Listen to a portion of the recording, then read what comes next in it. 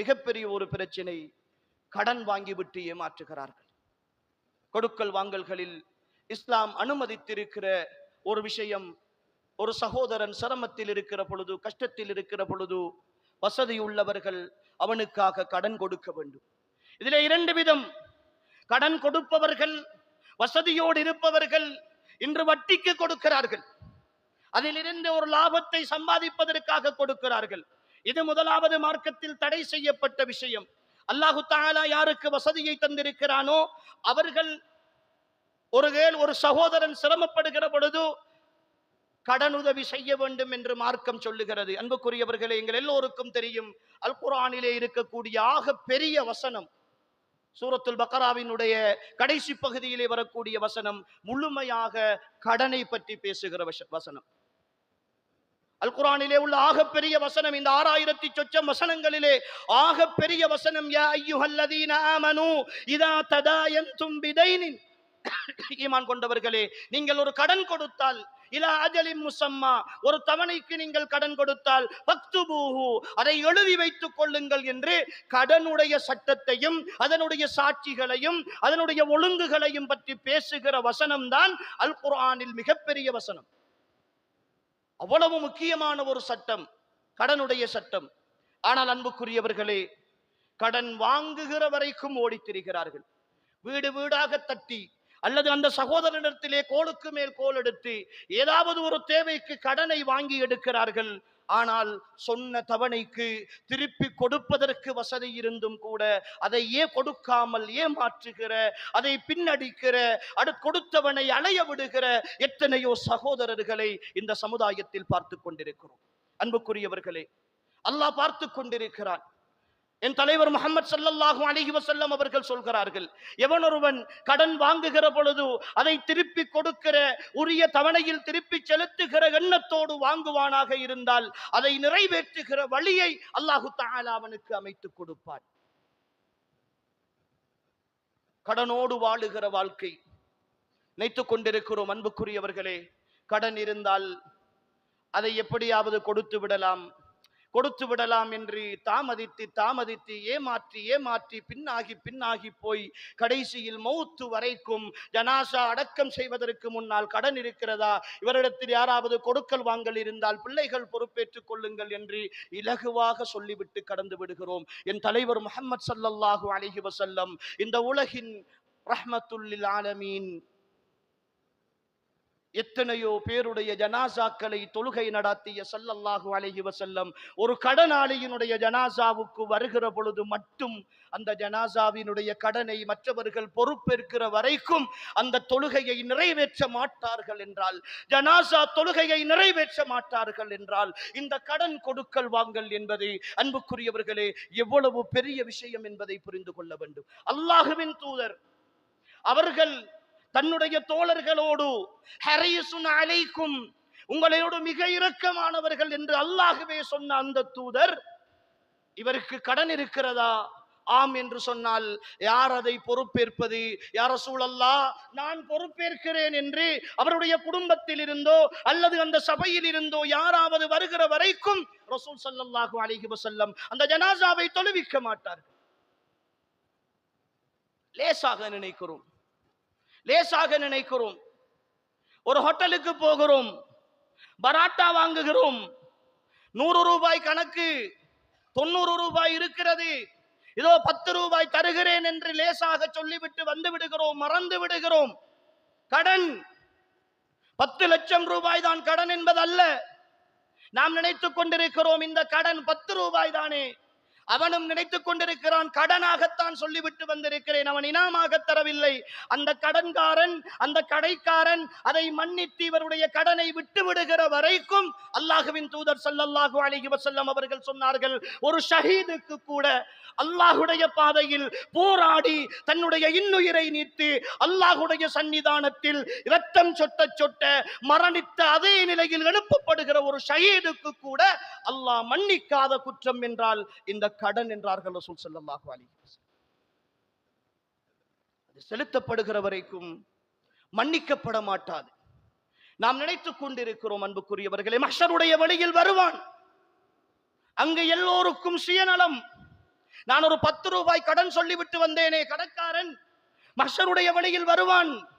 யா அல்லாஹ், இவன் என்னிடத்திலே சாப்பாடு வாங்க வந்தான், 90 ரூபாய் தந்தான், எனக்கு 10 ரூபாய் தர வேண்டும், கடன் சொல்லிவிட்டு போனான், தரவில்லை, இவனுக்கு எனக்கு தர வேண்டிய தொகையை வாங்கித்தா என்று அல்லாஹ்விடத்திலே வழக்காடுவான்.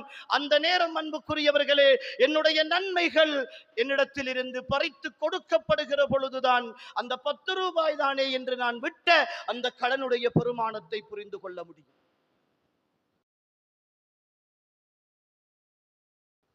கோடிக்கணக்கிலே வாங்கிவிட்டு தலைமறைவாகி போகிறவர்கள் எல்லாம் மறந்துவிடும் என்று நினைத்துக் கொண்டிருக்கிறோமா?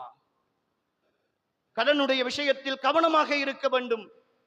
குறிப்பாக பெண்கள், தாய்மார்கள் பக்கத்து வீட்டிலே சின்ன பொருளைத்தான் கடனாக கேட்பார்கள்.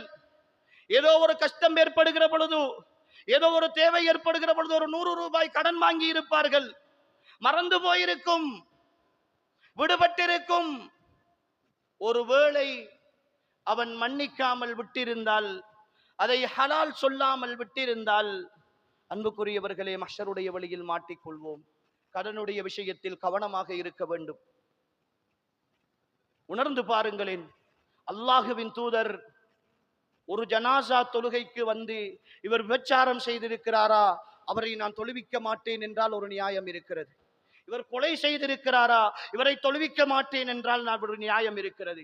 இவர் மனைவிமாரோடு சண்டை பிடித்திருக்கிறாரா, இவரை தொழுவிக்க மாட்டேன் என்றால் நியாயம் இருக்கிறது. அதையெல்லாம் கேட்காமல் இவர் கடன் இருக்கிறதா என்று கேட்டு அந்த கடன் கொடுக்கிற வரைக்கும் தொழுவிக்க மாட்டார்கள் என்றால், அன்புக்குரியவர்களை எந்த இடத்தில் வைத்து ஸல்லல்லாஹு அலைஹி வஸல்லம் அதை பார்த்திருக்கிறார்? எப்படி நோக்கி இருக்கிறார்கள்? எங்களிடத்தில் அந்த பெருமானம் இருக்கிறதா? பெருமானம் இருக்கிறதா? இன்னும் ஒரு பக்கம் அன்புக்குரியவர்களே, இங்க இருக்கிற ஒவ்வொரு சகோதரனையும் பார்த்து நான் கேட்கிறேன், மரணம் நிச்சயமானது என்று நம்பி இருக்கிறோம் அல்லவா? அது சத்தியமானது என்று எல்லோருக்கும் தெரியும் அல்லவா? இந்த இடத்தில் இருந்து இந்த பேச்சை முடித்துவிட்டு வீட்டுக்கு போகிற உத்தரவாதம் எனக்கும் இல்லை. இந்த பள்ளிவாசலில் இருந்து வெளியிலே சென்று உங்களுடைய வீடுகளுக்கு சென்று தூங்குகிற நம்பிக்கையும் எனக்கும் உங்களுக்கும் இல்லை என்ற உறுதியோடு தானே இந்த வாழ்க்கையில் வாழ்ந்து கொண்டிருக்கிறோம்.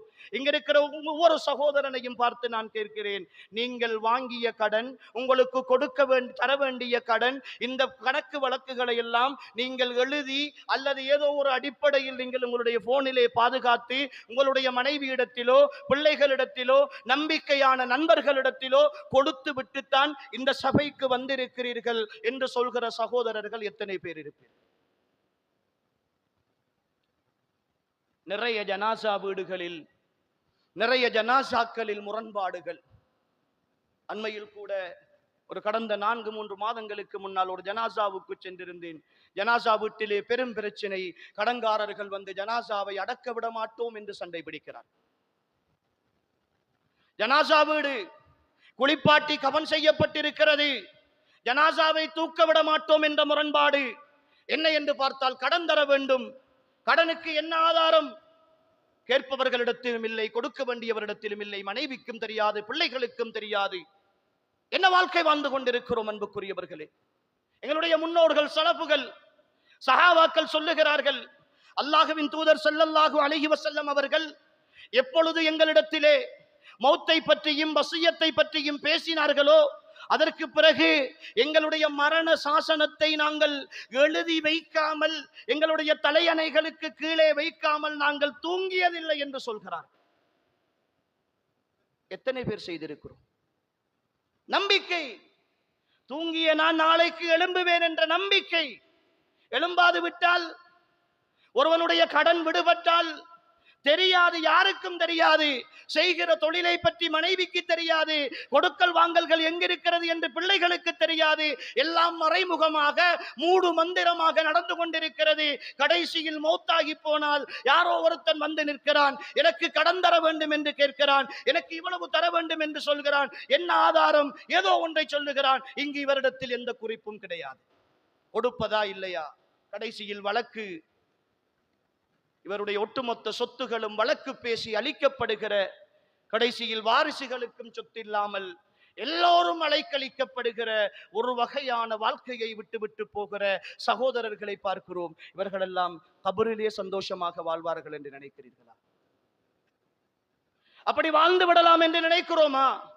அடுத்தவனுடைய பொருளாதாரம், அடுத்தவனுடைய சம்பாத்தியம், அடுத்தவனுடைய கொடுக்கல் வாங்கல்களில் தூய்மை இல்லாமல் இருந்துவிட்டு, எழுத்துக்களில் இல்லாமல் இருந்துவிட்டு அல்லாஹ் சொல்லுகிறானே, இதா ததாயந்தும் பிதைனின் இலா அஜலின் முஸம்மம் ஃபக்துபு.